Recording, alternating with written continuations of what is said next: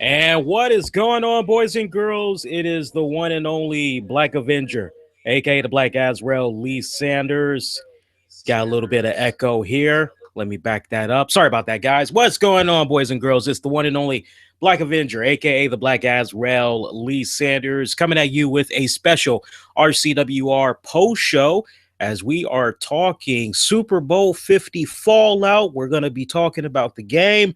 We're also going to be taking a look at the commercials that aired, as well as the Pepsi halftime show. So if you guys were not able to check it out, maybe you forgot to record it or you couldn't record it because you had to do something else, that's why we're here.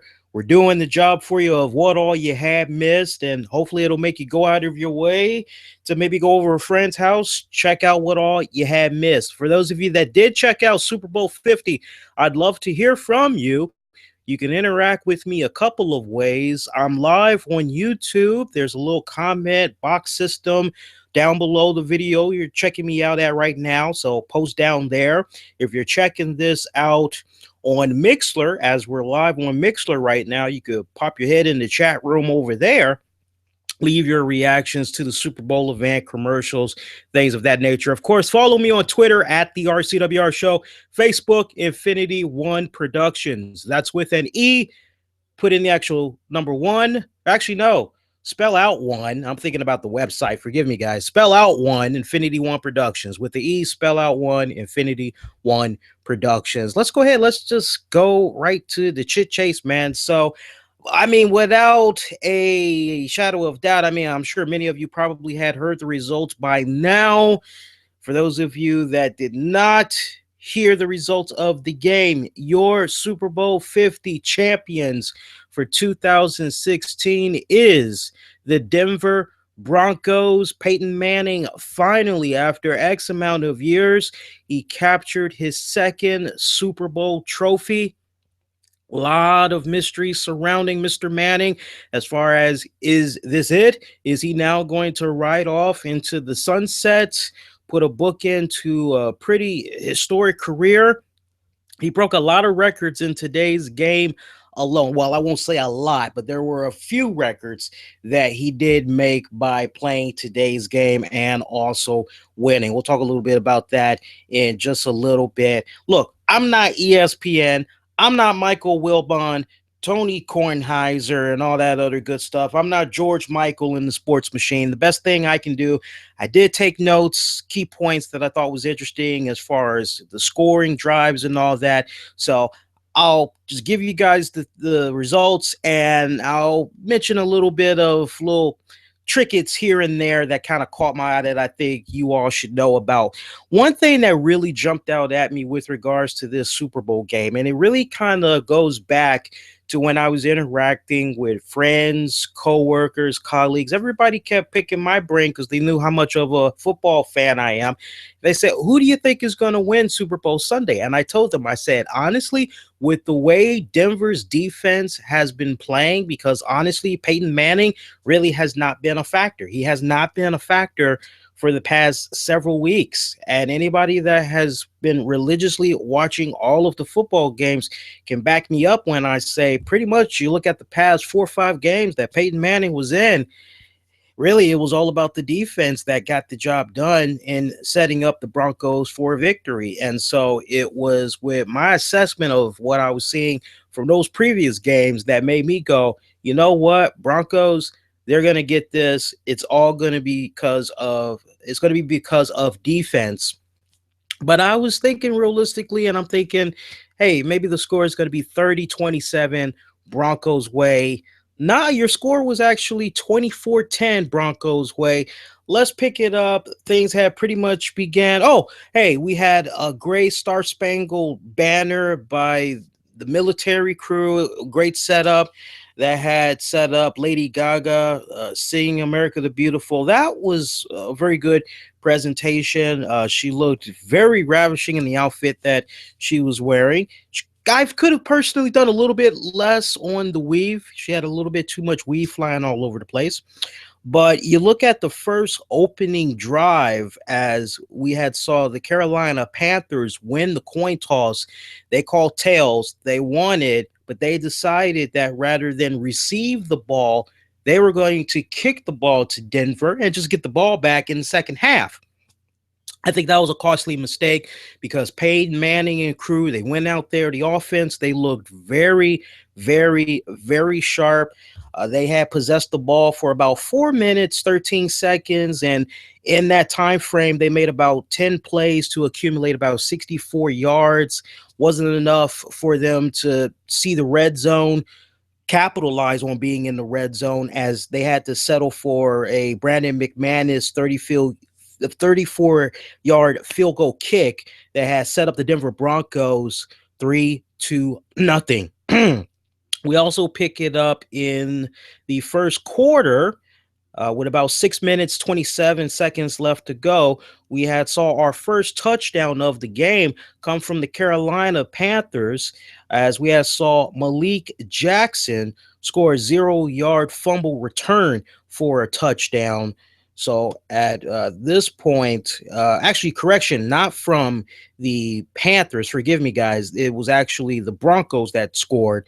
It was the first, I guess you could say, touchdown. Yeah, it was officially a touchdown. So by this point, you're up 0-10. Take it up to the second quarter. We had finally saw the Carolina Panthers score. Jonathan Stewart made a 1-yard touchdown run, set up the Panthers 7-10, still 3 points behind. Leading up to close to the end of the second quarter, we had saw the Broncos with Brandon McManus again with another field goal kick. It was a 33-yard field goal attempt, setting up the team 13-7. Pick it up in the third quarter. We go. Brandon McManus yet again.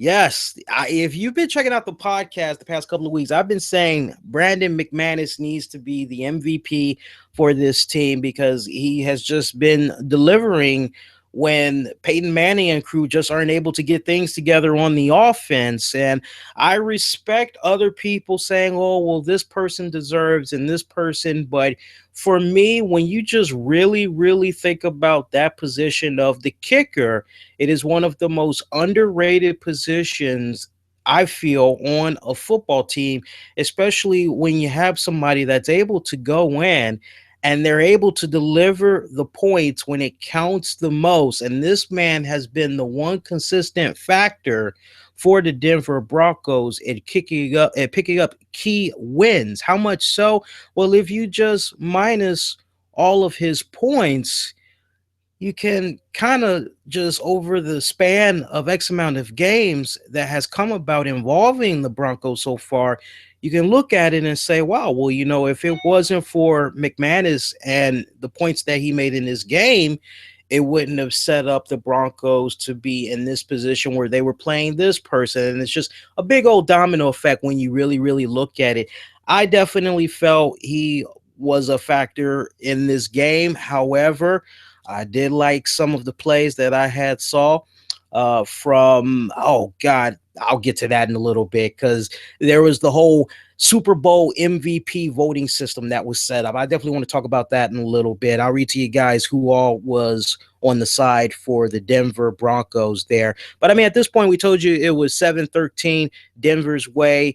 Let's pick it up in the fourth quarter is where we really need to go right now, because other than what had happened with the Brandon McManus field goal attempt in the third quarter, that was it for scoring. We had to go to the fourth quarter with about 10 minutes left in that respected quarter. We had saw Graham Gano for the Panthers. He made a 39-yard field goal, take up the team to 10-16.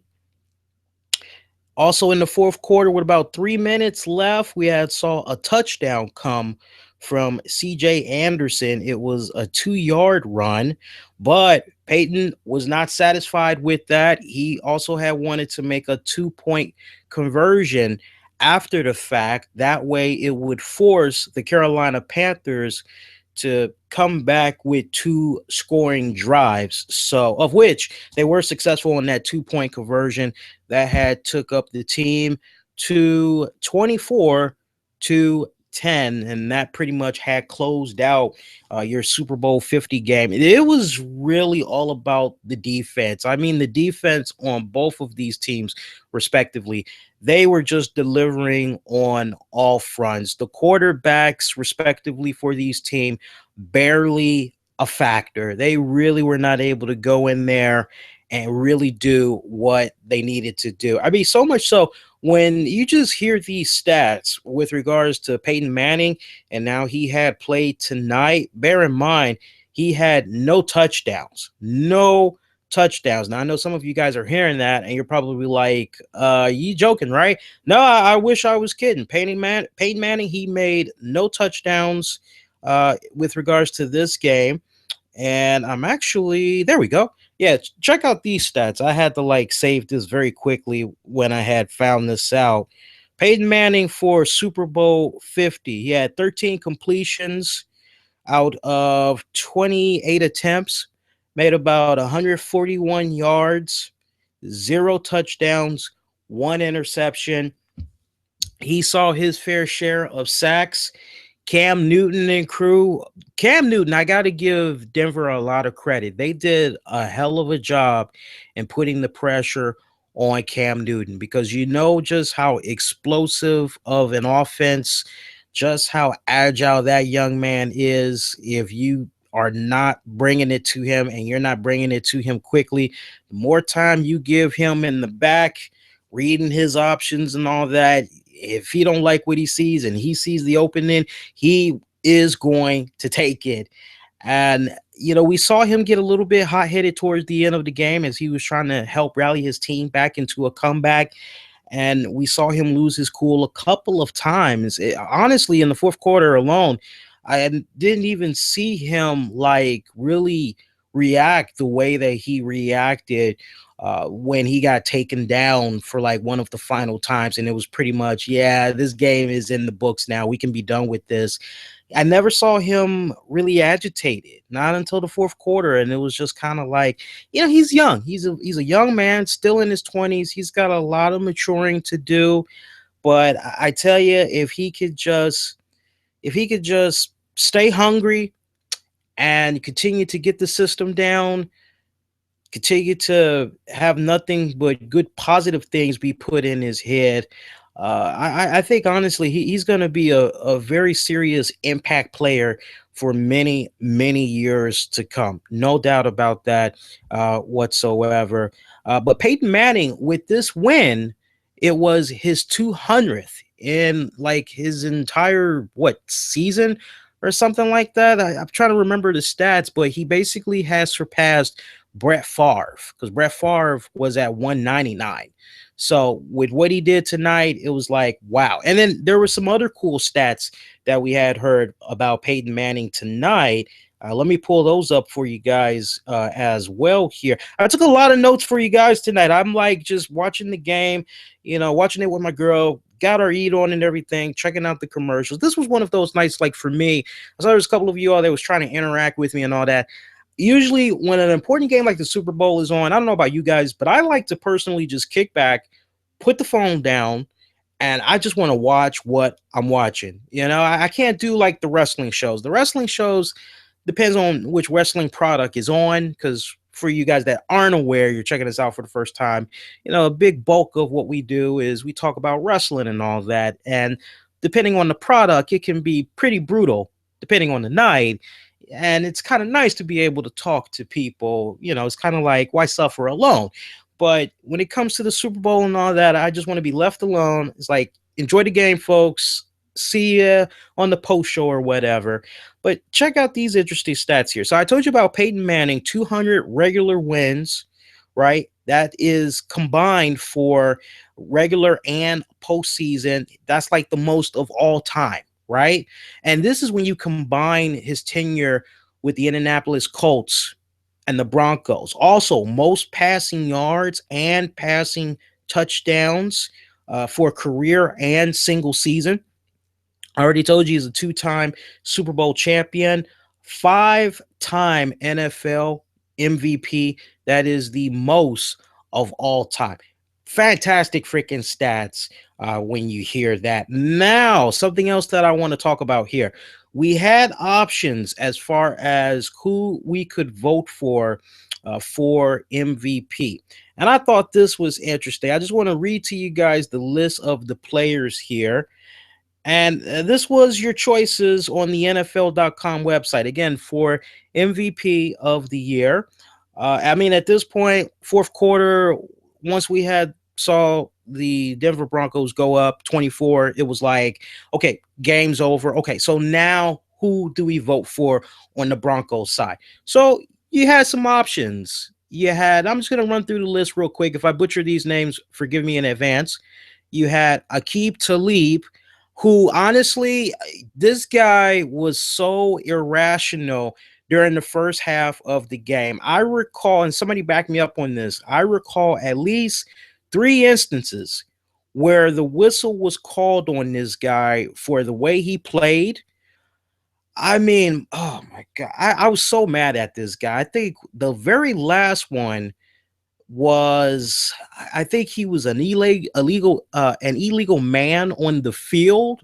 I could be mistaken. I'm not really sure. I need you all's help on that one, but he was definitely called three times within like the span of 5 minutes. And it just had, if you were a Denver Broncos fan, it had a lot of folks like on social media just going, what the hell is wrong with this guy? Why doesn't the coach sit him down and like tell him to take a big fat chill pill? Because he's like costing critical plays. I remember there was one drive where they could have done like a 3-0 shootout on the Panthers. And he did something. I want to say maybe it was unsportsmanlike conduct. Don't quote me on that, but he did something that was very critical where basically it had the Panthers move up 15 yards and they had like a first down as a result of that. And it's like, oh, Talib, what the hell are you thinking, man? But yeah, he was on the list for your Super Bowl MVP. Brandon Marshall, Chris Harris, Danny Trevathan, DeMarcus Ware. He definitely had got my vote. He made some very, very critical plays, especially the one play that came in the fourth quarter where he basically had stripped the ball from Cam Newton and basically he had a fumble and Denver was able to recover off of that and they were able to make points out of that by converting it into a touchdown, all courtesy of DeMarcus Ware. Not to mention 2 times he got to Cam Newton for sacks, if I'm not mistaken. I also believe he had 6 tackles for this game. So he, I thought for sure was maybe going to get the Super Bowl MVP, but it wasn't him that had got it. Derek Wolfe, Emmanuel Sanders, Evan Mathis, Luis Vasquez, Malik Jackson, Matt Paradis, Owen, just had an Owen. Was that Owen? I thought I saw Owen. That's weird. Forgive me, guys. Luis Vasquez, Malik Jackson, Matt Paradis. I did see a Owen. Sorry, guys. I had a couple of drinks. You know how it is. Super Bowl Sunday. Peyton Manning, of course. And rounding off your list, Ryan Harris, Sylvester Williams, TJ Ward, Virgil Green, and your Super Bowl MVP for the Broncos, Von Miller. To each its own. Me personally, and I think many of you that saw the game, I think a majority of you will be like, yeah, DeMarcus Ware, he really did a lot. But in either case, I'm happy either way. I think it went to a good MVP, quite honestly. Now comes the fun part. Let's talk about these commercials, shall we? Okay. Saw the commercials. I actually got a jump start on the commercials because the CBS post show or the pre-show rather, the kickoff show, I think it originally came on like around 3 or 4, but I didn't really start watching it until the 5 o'clock hour, pretty much going into the actual game. So I was actually able to see a couple of new commercials that came on before the official start for the Super Bowl. And I wrote it down. I broke it down by the commercials that I thought is going to have a lot of people talking, and then I broke it down as far as, okay, who's the winners and who's the losers? What were the weakest commercials? And I'm not gonna go all overkill on this. It's actually a pretty short list this year.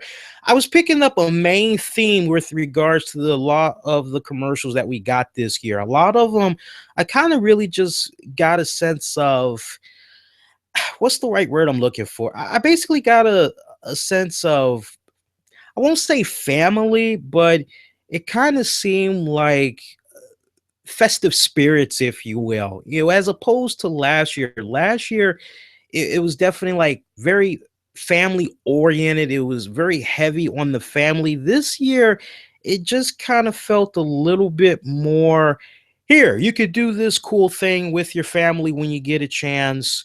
Make sure you save your money responsibly, because when you do, you can go get yourself some groceries.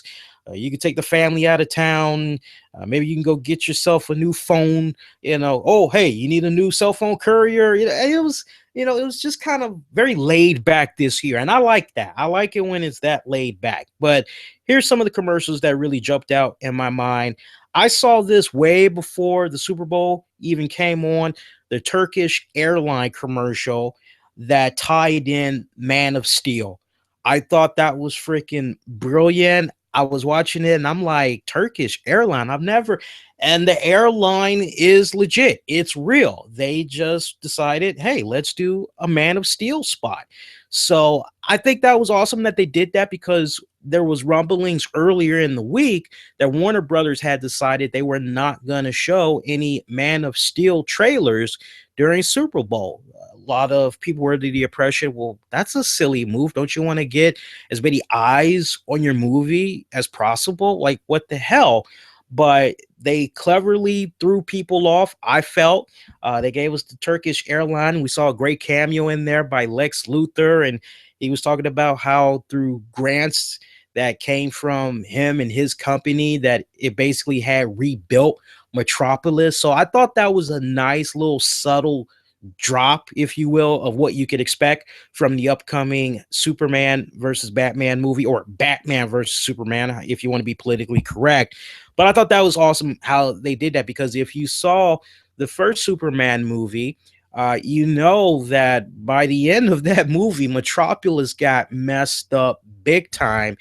And if you was paying attention to the movie, you would have seen a couple of Easter eggs, one of them involving LexCorp. So okay, Lex is probably looking at this going, this little mother, who is this guy? Whatever.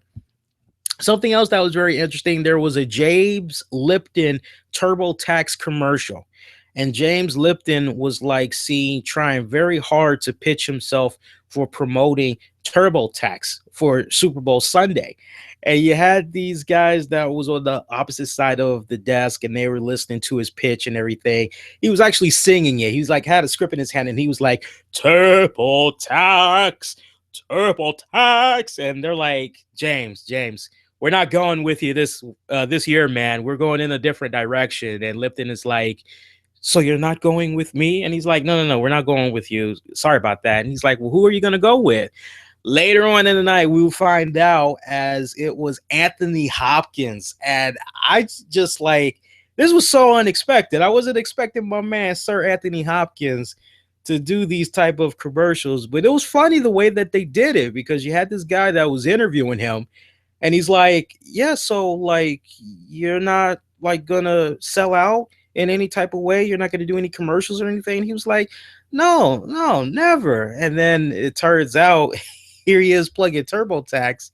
And he's like, but you are promoting something. You are selling out. And Anthony's like, no, I'm not. TurboTax is free. I'm not, what are you talking about? And then he calls his dog to come jump on his lap, and his dog's name is turbotax.com. Hilarious spot right there. Totally unexpected, especially if you're like a hardcore Anthony Hopkins fan like me. You would like never in a thousand years expect for him to do a commercial like that. KFC got a new spokesperson in comedian Jeff Gaffagan, who replaces Norm Macdonald, who originally took over the role from Daryl Hammond, summer of last year.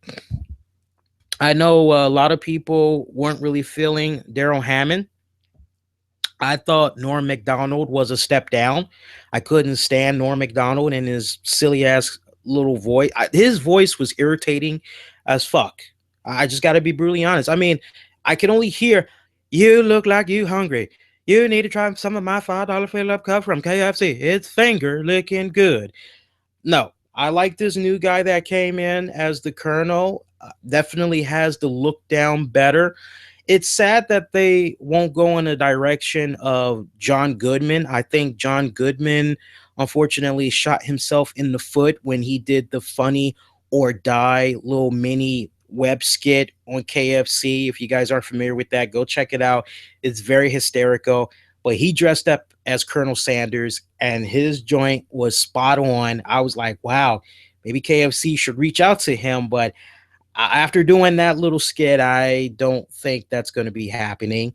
Let's talk movies. I was talking about Man of Steel earlier. We saw a new trailer, if you will, for Captain America Civil War. Civil War looks pretty good. I'm hearing a lot of good things about this one, being said that this is probably going to be the best Captain America movie out of the trilogy. I'm hoping that's going to be the case. It looks really, really good. It looks like we're actually going to get to see what went down with Marvel Age of Ultron. As remember, at the end, Captain America ended up forming a new team of Avengers.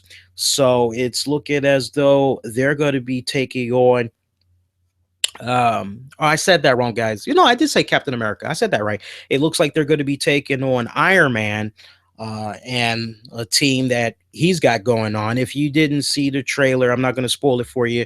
Check it out when you guys get a moment. We're still talking movies. We finally saw a trailer for Jason Bourne. Now, I know some of these things are on the web. You could kind of see them. You might have seen earlier versions, but to officially get something or TV is what I'm really homing in on. And for a lot of these that we saw on television, it was the first time that the audience got to see some of these movies that maybe they've only heard about, maybe they read about. This was their first taste of what's coming up. Jason Bourne, of course, Matt Damon is coming back as the character, and from the little bit of what we saw in the trailer, apparently he remembers any and everything that had happened to him. So now that his memory is completely restored, it's kind of like, what's gonna happen right here? Teenage Mutant Ninja Turtles Out of the Shadows looks like it's pretty good for you wrestling fans out there. Those of you that check out the RCWR show religiously, with regards to what is it, Casey Jones or whatnot, that's going to be portrayed by Sheamus, even though CM Punk wanted that role. Also, stick it to wrestling for just a little bit longer. For you Lucha Underground fans, there was a Toyota commercial where if you blinked, you would have missed it. But Dario Cuero had actually made a cameo in the Toyota commercial, not as that character. He played a game show host. So now that I've said that, you have your homework to do and see if you can find him. We also saw a trailer for the new Independence Day. This is the one that Will Smith, some years back, he was going to sign up for, but honestly, when it came to that one movie that he did with his son, that one sci-fi, and the critics everywhere, they just bombed the hell out of it, got Raspberry Awards, all that crap.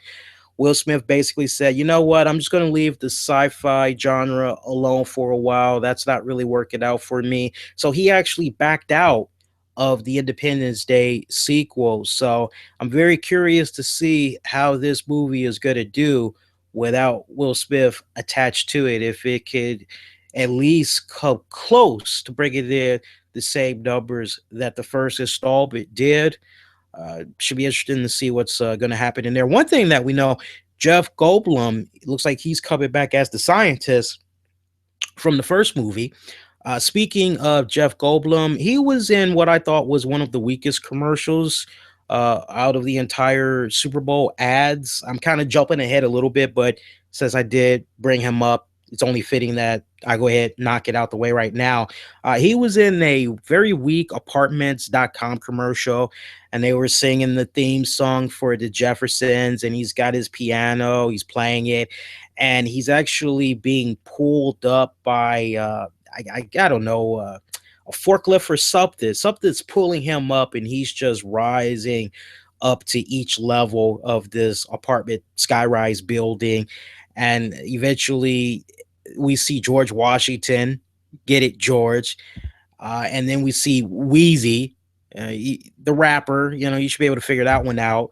It was rather weak. I felt it would have been 10 times better if the late Sherman Hemsley and the woman that played Wheezy, if they were still around. I think it would have been that much more awesome to see a cameo be done by them. That's just my wishful thinking. I'm not really sure how many of you feel, with regards to that. But for me personally, the commercial was rather weak. Staying with movies, there was one more movie that caught my eye, X-Men Apocalypse. That would not as good as the trailer that's currently floating around on YouTube. I would highly recommend you go check out the X-Men Apocalypse one that's on YouTube. You'll know it when you see it because at the very end of the trailer, they give you a nice, good, strong setup at the end of a bald Charles Xavier, a very young bald Charles Xavier at that. That's the one I would recommend you guys go check out. Hopefully, I didn't spoil that little trailer for you guys, but there's like a ton of other stuff that was just mega badass, mega awesome that you'll enjoy. But I would say go find that out more because this one was just a little bit too downplayed. Let's see what else we got. Hyundai, I got to give them the award for the night for best commercials as far as cars go. They had some really, really solid commercials, three to be exact. You had the first one with Kevin Hart, which was hysterical. Kevin Hart basically had played this concerned dad that was under the impression that this guy that was picking up his daughter for a date was going to try to get in her pants.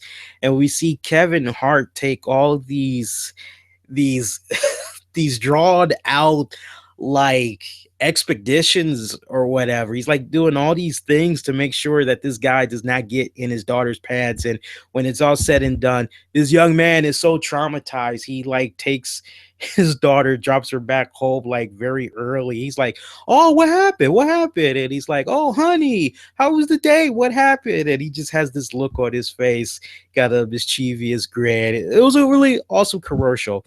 Our other Hot Day commercial, it had to do with bears.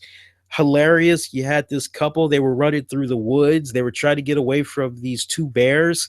And you got this one guy, he's like, I think he's talking to his watch or whatever. And he's like, "Open the car doors." And the Hyundai's there, the doors open, and him and his wife or whoever, they get in the car, they drive off, and you see the two bears, they like missed them by a hair. And the bears actually talk after the car drives off. One of the bears go, "Hey, I just wanted to give him a hug."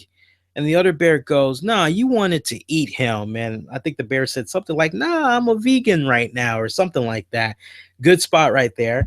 There was another Hyundai commercial with Ryan Reynolds. I thought this one was so random. I thought maybe it was a Deadpool reference, since Deadpool is going to be dropping in theaters this Friday. We did see a trailer spot for that during the Super Bowl as well, but I didn't really get the Ryan Reynolds one. They kind of basically, it was two girls. They were in a Hyundai. They were driving, and you had Salt and Pepper and In Vogue's "What a Man." What a man, what a man, what a mighty good man. And every single time they looked, all they saw when they looked at men were Ryan Reynolds. So, whatever. All right. But again, Hyundai, they get my nod for best commercials of the night as far as the cars go. Although I do have to give a honorable mention to the Honda Ridgeline. Great spot with Cheaps. that were singing Queen's. Oh God, I can't even think of the song now, but they were singing a classic Queen song, "Somebody to Love." That's what they were singing. Great spot right there. I'm not gonna spoil that one for you. That's all I need to say. That was a great spot. Food. Let's talk food. William Defoe was in a Snickers commercial. He was dressed up as Marilyn Monroe. You know the infamous scene where she has that pretty white dress on, and she's standing over what's that? A steam gate that's under her feet, and it blows, and the dress comes up, and all that. And we see William Defoe, and he's just grouchy like a mother. And the director goes, "Have a Snickers," and he's like, "Why?" And the director's like, "Cause you're not yourself when you're hungry. Better." And we see Marilyn Monroe. She's like, "Yes, better."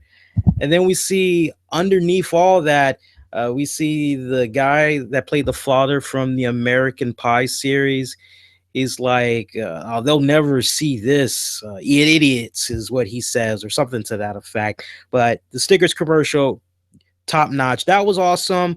Also, got to give the other award to Doritos. Doritos had a very solid, hysterical commercial with a dad that was with his wife, as together they were going to check on the baby that she was getting ready to have any day now. They were getting the ultrasound done.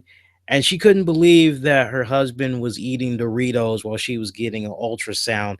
And we are able to see that the baby, somehow the baby is aware that dad has Doritos, and he or she wants a Dorito chip. And we see the dad, he's got the chip in his hand, and he's just waving it back and forth. And we can actually look at the ultrasound on the screen, and the baby's actually following the chip. And he does something like, I think he throws the chip away, and he starts laughing. And long story short, cut to the chase, the baby came out.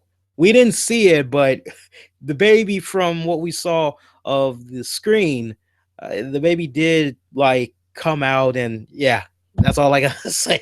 Hilarious, hilarious right there. That was good. Honorable mention: Skittles, Steven Tyler. It was kind of weak, but it was kind of cool at the same time. Coca Cola with Ant-Man and the Hulk. That was awesome. Ant-Man had stole Dr. Bruce Banner's can of Coca-Cola. This pissed him off. He turned into the Hulk. Now, we don't actually see Mark Ruffalo. We just see somewhat of a silhouette of him, so to speak, like as soon as he gets ready to open the door and all that. And we see Ant-Man. He's like already confiscated the can of Coca-Cola, and he's like, "Hey, Bruce, I hope you don't mind me borrowing this." And like as soon as he jumps out the window, we see the Hulk, and he's like giving chase. Great spot right there that we had saw. But as far as the food goes, Doritos, hands down, they did very, very well. There was also a Doritos commercial with dogs that was really hilarious. You had this group of dogs that was trying to go into the grocery store to get Doritos, and the store manager, like multiple times, he kept denying them. And then finally, the dogs had got this groovy idea. Well, why not just try to dress up like a human, and we can go get Doritos that way? So they ended up like stacking on each other, wearing a trench coat, hat, shades, and they went into the grocery store and they got Doritos that way. Hilarious commercial, hilarious.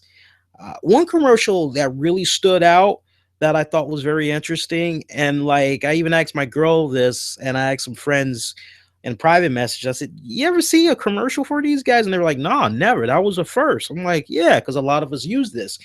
I'm talking about PayPal. PayPal had finally did a commercial. Now, if they've done commercials before, I don't know anything about it, but I thought this was very interesting. The way that they had set it up, they basically had said PayPal is the new money. That's their whole marketing campaign. PayPal is the new money, the best way to send money, all that. So I thought that was very interesting. They've come a long way, very, very long way.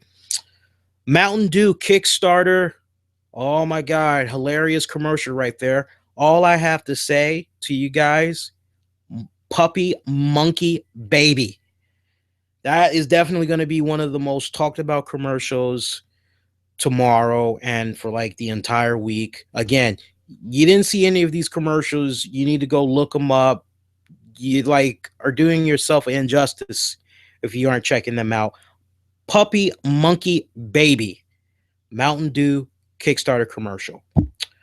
Honorable mention, I got to go back to car commercials. We had saw a really cool commercial of Acura, and they were playing like a nice raw acoustic Van Halen song. I don't know what song they were singing, but all you heard was David Lee Roth.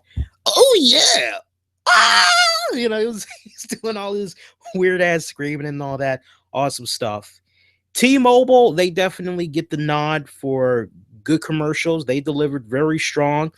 Remember the commercial that we keep seeing where you got the balls and one color ball is Verizon, one color ball is Sprint, the other one's T-Mobile, all this other stuff. Well, they did a nice little spoof with Steve Harvey playing off of the whole Miss Pageant, Miss USA or whatever. And that was kind of funny the way that they did that. And then there was one with Drake by T-Mobile that was very hilarious. And you had these three people that basically were representing a shady cell phone company, and they were saying to Drake, "Hey, look, the song is good, but like, you think you can add this part about no, hidden fees, and do you think you can say it was hilarious? It was really hilarious. You got to check that out." Now, I don't know if you guys saw this commercial. If you did, and your respective city, state, let me know. But for us over here in the DMV area, there's a really popular chain, Michael and Son, and their catchphrase is, "If you can't, we can, Michael and Son." All right. And, they're basically like this heating, air conditioning, plumbing. They pretty much do it all. They're like a jack of all trades. So what was interesting was we get like this commercial where we see these two guys, boxers, they're going at it. One guy knocks out the other guy, and you're like, oh, okay, all right, what the hell is going on here? And then we see Michael Jackson. I said Michael Jackson, forgive me, guys. We see Mike Tyson come in, and you're like, what the hell? He looks like the way he was dressed like he was a custodian or whatever. And we see him get in the ring, and he knocks out this other guy. And then it turns out it's a Michael and Son commercial. And he's like, if you can't, we can, Michael and Son. And we're like, what the hell? And then it comes on like 3 seconds later, and Mike Tyson is just standing there and he's singing the jingle. And we kept getting that a couple of more times every single time there was a commercial break. Hilarious stuff right there. Mike Tyson, Michael and Son, definitely the nod right there. Weakest commercials. This is probably where I'm gonna be alone. Some, the few, the proud, the brave may agree with me on this. I may make some enemies off of this. I don't care. I'll explain my logic without being all overkill on it. Weakest commercials. I already mentioned apartments.com with Jeff Goldblum. Here's where I'm probably gonna piss off a lot of folks. Auta. Auta had did a commercial, and this was a car commercial, and apparently they had paid tribute to David Bowie. They were playing Starman. Now, look, I'm a huge David Bowie fan. Definitely, I was a little bit sad when I found out that he had passed. I did appreciate his music. He contributed a lot, no doubt about that. What I had a problem with was somewhat of the execution of the commercial. And I'll explain why. So, the synopsis of this commercial, we see this old man who looks to be living in a very nice looking apartment. He's sitting in a recliner and he's looking over his right shoulder, kind of like he's in a vegetable state. And we see what I'm assuming is his son. He comes in and he's talking to this young woman, and he says something like, "Is dad home, or is dad here?" And she said something like, "Nah, he's not here today," or something like that. And so the son gets this groovy idea of, well, I kind of know of a way to kind of bring my dad back a little bit. And he walks over and he says to his dad, "Hey, you want to go for a ride?" Now, keep in mind, the dad looks to be in a vegetable state of mind. So the son basically goes to the side where the father is looking over his shoulder. And he tries to make eye contact with him, and he pulls out a pair of car keys and he goes, "Want to go for a ride?" So we see the dad in the driver's seat position. He's driving the vehicle, and he's driving fast on this open road, and you're like, "Wow, cool." And apparently, we're led to the impression that dad used to be an astronaut or something, because he's having these flashes of when he's in this rocket ship and it's going off to space or whatever. At least that's the way I was kind of interpreting it. And I just couldn't help but kind of go, wait a minute, if the dad's not really there, if he's kind of like a vegetable and he's like seeing whatever he wants to see, here's the thing: shouldn't the dad be in the passenger seat and the son is the one that's driving? And as the son is driving, thus the dad kind of like comes back and he's reliving these awesome moments. And so for me, just the fact that they didn't do that one little adjustment, it made me go, weak commercial, because it seemed like they put, and when you really think about it, go back and watch it again. I mean, to each its own, but the way I interpreted it, and I had it on the DVR. I watched it twice. So it wasn't like watch it a second time. I watched it a second time. Hell, I watched it a third time. And that little part at the end, as far as having the father be the one driving, just didn't make sense to me. They would have just reversed it, would have been okay. But I think they were on the right path. I mean, visually, the presentation and all that, it was awesome. It was on point. All right, let's get to our next one. For week commercials, we are talking about. Where's my next week's commercial? Purcell laundry detergent. I don't even know why these guys even had got this ad spot during Super Bowl Sunday. It was the weakest commercial. Basically, you had some white guy in a suit, and he's basically saying, "Hey, check out Purcell laundry detergent." I mean, there was nothing flashy. It was one of those type of commercials. You could have saved it for the morning when Jerry Springer's on, or Steve Harvey's on, Days of Our Lives, General Hospital. You could have saved it for that. This was a waste, let me tell you. There was a Butterfinger commercial with a guy riding a bull, as apparently both of them had got off of this helicopter or a plane or whatever. Very silly commercial. That's all I got to say, especially the part where my man opens up his parachute and him and the bull goes flying up as a result of the guy opening the parachute. And I wasn't overanalyzing this. I just said, wait a minute, man. Shouldn't he have like came off of the bull automatically after opening the parachute? There's no way he could have continued to ride with the bull, because they both would have gone crashing. Yeah. Don't answer that question. Now that I've said that, I'm probably gonna have a lot of you guys go, something, Lee. You're right. That is kind of defying gravity a little bit. There was a Heinz commercial where we saw these little cute little hot dogs, actual dogs that were in hot dog outfits, running towards the mustards, the ketchups. I didn't care for it. I thought it was weak. There was also a pretty weak Budweiser commercial with veteran actress Helen Mirren. Now, look, I'm a fan of hers. I think she looks damn good for a senior citizen. I said senior citizen. Um, Brought to you by Smirnoff, folks. You gotta forgive me. I've had a couple of these and some 1800, so I'm a little bit loaded up tonight. But no, it was very weak. I appreciated the message that was behind what she was saying. Basically, it was all about being a smart, young, responsible person. Basically, don't drive drunk, drink responsibly and all that. Be a good driver on the road to other people, set an example, blah, blah, blah, blah, blah, all that good stuff. Everything you would want to hear and all that.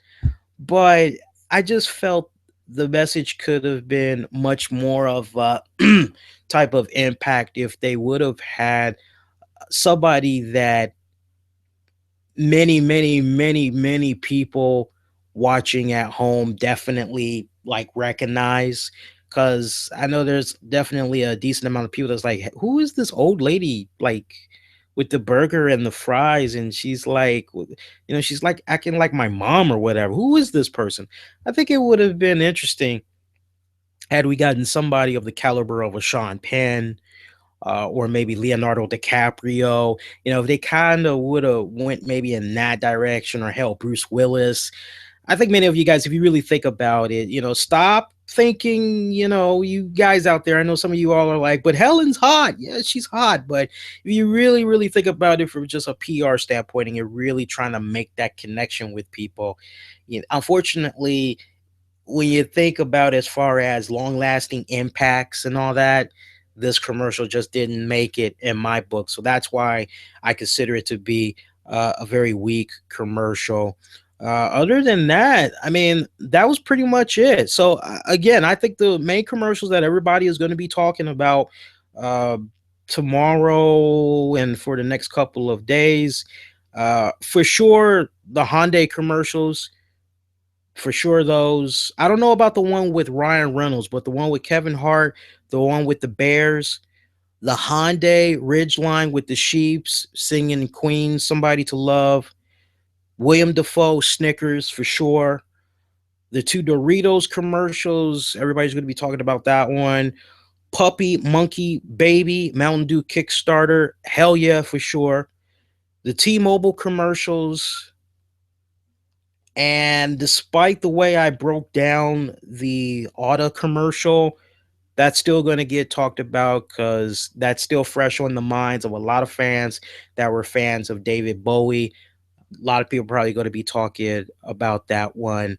But yeah, that's pretty much it. All right, I had saw a tweet asking me what did I think about the Texie commercial, like as far as sexual abuse or domestic abuse and all that other good stuff.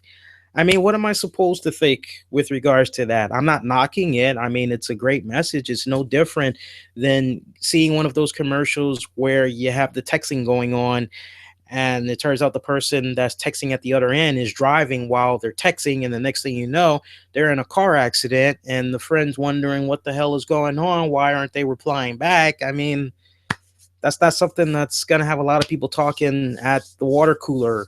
Unfortunately, it's a great message. Don't get me wrong. Don't have a problem with the message, but as far as is gonna have a lot of people talking, no, it's not gonna have a lot of people talking.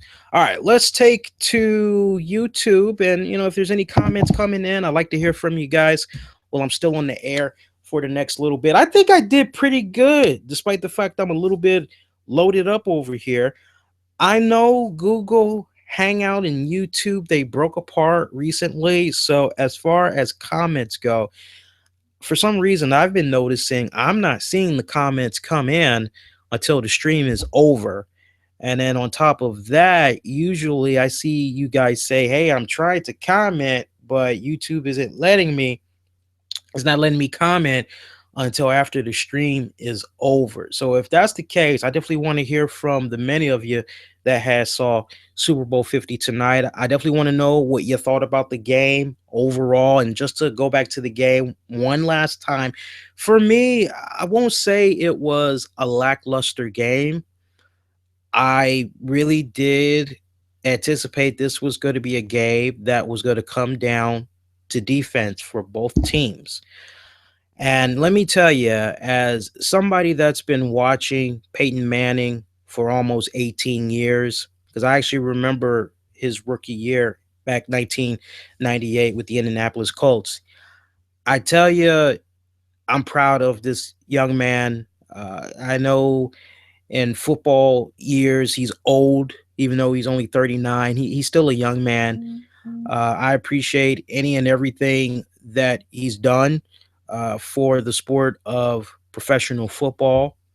One of its greatest ambassadors, no doubt about it. For him, he definitely, for a lot of years, has been that guy for me where I just couldn't wait to watch football. In particular, I couldn't wait to watch him play, see what he was going to do, because the way he'd be able to go out there and just make all these audibles, utilize clock and his timeouts, the hurry up offense, and all that. All these little things, just the way that he plays. I mean, it's just nice watching his brain work out there on the field. I've never seen anything like it in quite some time. And I've made this comparison over the years of watching Peyton Manning. I've basically said he's like the Michael Jordan of football, of basketball, basically. There isn't going to be another Peyton Manning like him. There just isn't. And I tell you what, man, if this is it for him, if he's going to be riding off into the sunset, I tell you what, a hell of a way to go out. All I got to say is Peyton Manning, thanks for the years.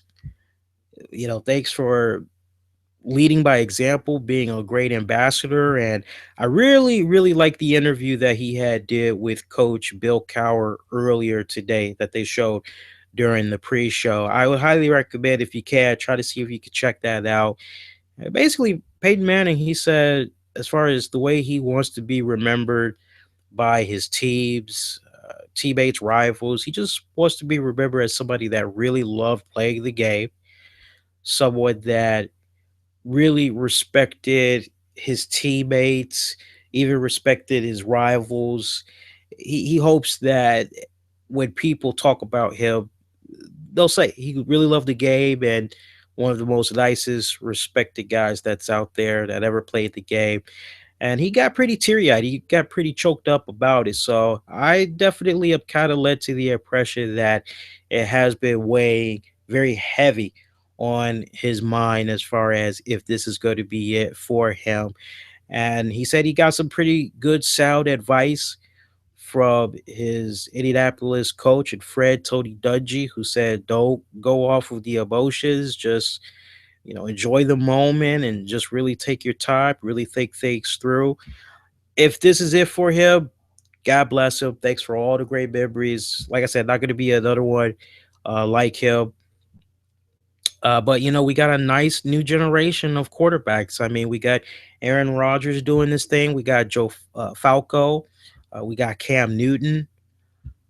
Robert Griffin, I think if he can get his fresh start with another team, and it's just a matter of time now before we know what team he's going to be landing with. But I still feel that his best years have yet to come. I feel he has a lot to offer to the NFL. He just needs the right team, the right offensive coordinator. He just needs everything to be in the right place for him to be able to grow and be very successful in the NFL as a starting quarterback. And I definitely feel once he's able to string everything together, that he will definitely get back into that conversation of all of those players that I just named. But yeah, definitely not going to be another one like him. It's really sad when you look at certain guys that you've been watching growing up. I've watched Jordan retire. I've watched the great Cal Ripken. I've watched Mark McGuire, Sammy Sosa, Steve Young, Troy Aikman, Jim McMahon. It gets kind of sad when you see all these people. John Elway. It's a little sad when you see these guys. They ride off into the sunset, but then you think about this next generation that's coming up and everything, and then you just kind of kick back and you go, well, they're leaving it in good hands. And yeah, without a doubt, if and when Peyton Manning does retire and Tom Brady, and yeah, the league's going to be in pretty good hands, I personally feel. All right, guys, that's going to do it. Your next edition of the RCWR show is going to be coming at you on Tuesday night, February 9th at 10 p.m. Eastern on Spreaker.com. Make sure you check that out. All the links you need will be in the episode description below. Of course, if you can't join me live, you'll be able to scoop up the episodes on great listening platforms such as iTunes, Spreaker, Stitcher, iHeartRadio, TuneIn. We're all over the place. Use the keywords, the RCWR show. If it's your first time checking us out, love to have you subscribe so you never miss out on all the great content that we do for you on a weekly basis. All right, that is going to do it. A very good night, good morning, Wishing all of you all to be safe, most importantly, be kind to one another. Everybody, do take care. Good night.